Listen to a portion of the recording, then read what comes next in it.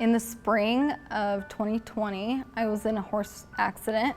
I was taking a group of boys out on my job, and somewhere on that ride, something happened, and I ended up on the ground. Well, I started in October 16th of 2020. We were working cows and calves down there in Mona.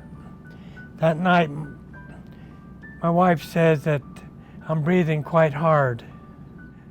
When I got COVID a day later. I ended up with a disease called Guillain-Barré syndrome. When this hit me, I was at the dog park one day with my dog, and the next day I was in ICU.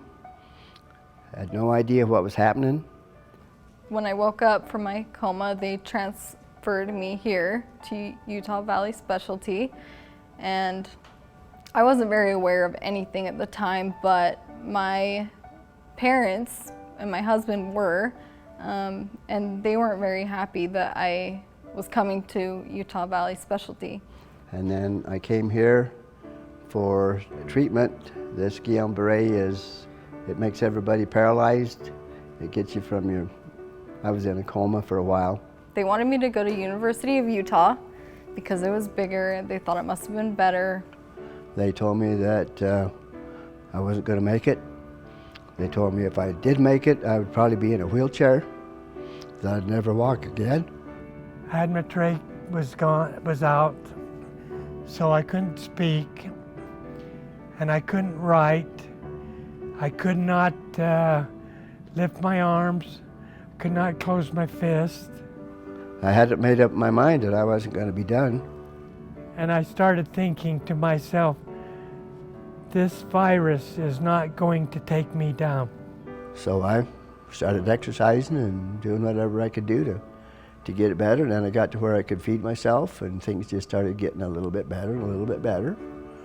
And with the therapy and everything that happened with me here, it just got me to where I could function fairly well.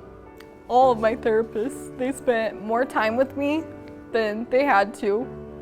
I knew I was okay because I had all these nurses, all these CNAs, all the technicians that would come in that would help me out whenever I needed help.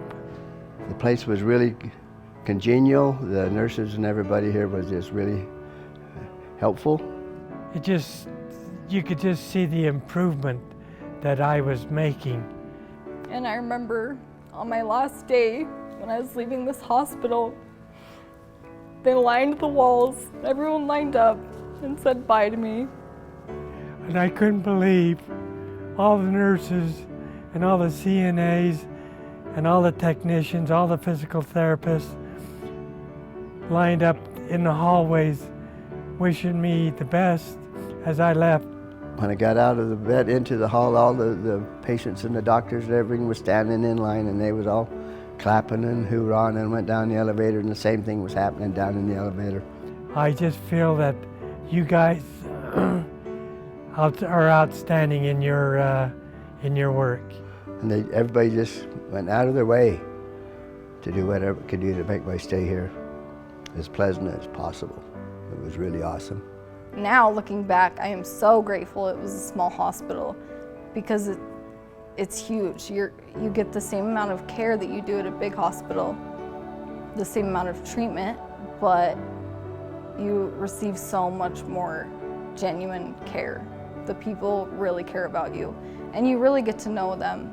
You didn't get that in a bigger hospital. I didn't get that in a bigger hospital, which is huge. It makes the biggest difference in healing, and I know that it would help anyone besides me. It helped me, so it'd help you.